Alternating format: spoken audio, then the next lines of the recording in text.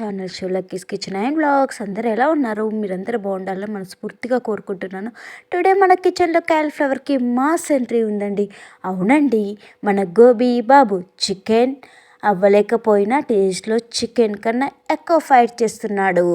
Let's make the one and only cauliflower 65 క్రంచిగా మంచిగా పంచిగా చేసేద్దాం పదండి.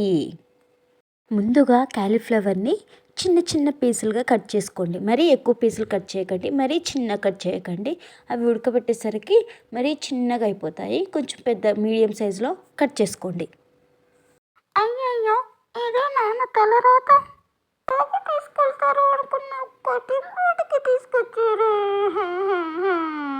ముందుగా స్టవ్ వెలిగించి స్టవ్ మీద ఒక గిన్నె పెట్టుకొని వాటర్ పోసుకోవాలి. అవి బాయిల్ అయ్యాక అందులో కొంచెం ఉప్పు, కొంచెం పసుపు వేసి ఉడికించాలి. క్యాలీఫ్లవర్లో ఏమైనా బ్యాక్టీరియా ఉంటే పోతుంది, డస్ట్ లాంటివి ఏమన్నా ఉన్నా పోతాయి.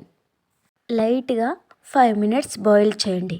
మచ్చిస్తే ముష్ ముష్ అయిపోతుంది. కూల్గా ట్రీట్ చేయండి, స్పా ఇవ్వడం లాంటిది. అవి బాయిల్ అయ్యేలోపు మనం పిండి కలుపుకుందాం పదండి.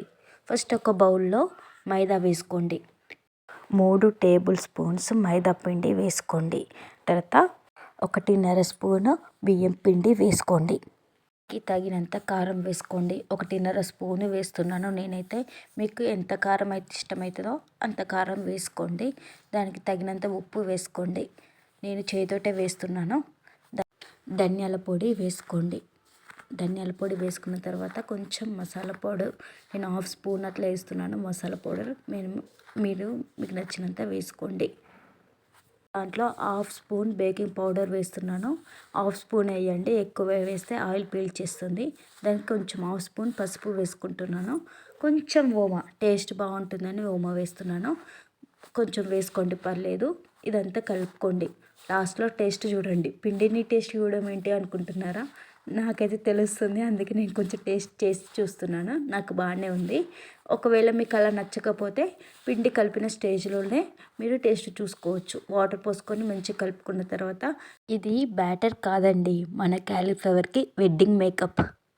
క్యాలీఫ్లవర్ పీసులు ఉడికాయో లేదో చూసుకొని అది దింపుకొని ఆ క్యాలీఫ్లవర్ పీసులు ఇందులో కలుపుకొని బాగా మిక్స్ చేయండి. నన్ను ఎన్ని కలర్స్లోనే మార్చేస్తున్నావా?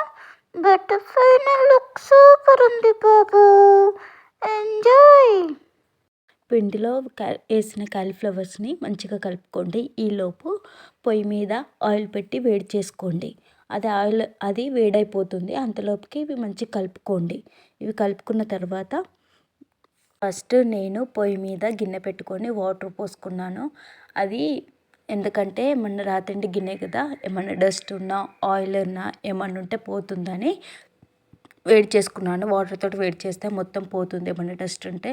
అందుకే వేడి చేసి పారబోసి మళ్ళీ గిన్నె పెట్టుకొని ఆయిల్ పోసుకున్నా.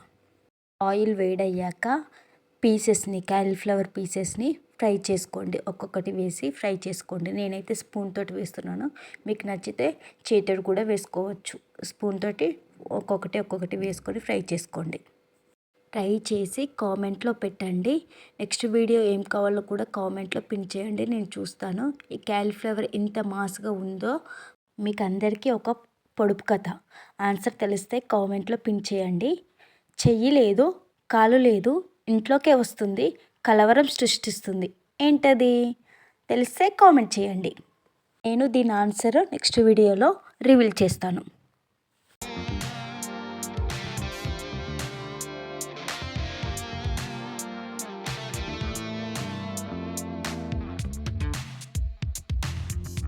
దగ్గర పిండి మిగిలిపోయిందండి. అందుకనే నేను ఆలు కూడా వేసేస్తున్నా, ఆలు బజ్జీలాగా. అది ఆలుని పీల్ తీసేసి చిన్న చిన్న పీసులుగా రౌండ్గా కట్ చేసుకొని ఆయిల్లో వేసేస్తున్నాను.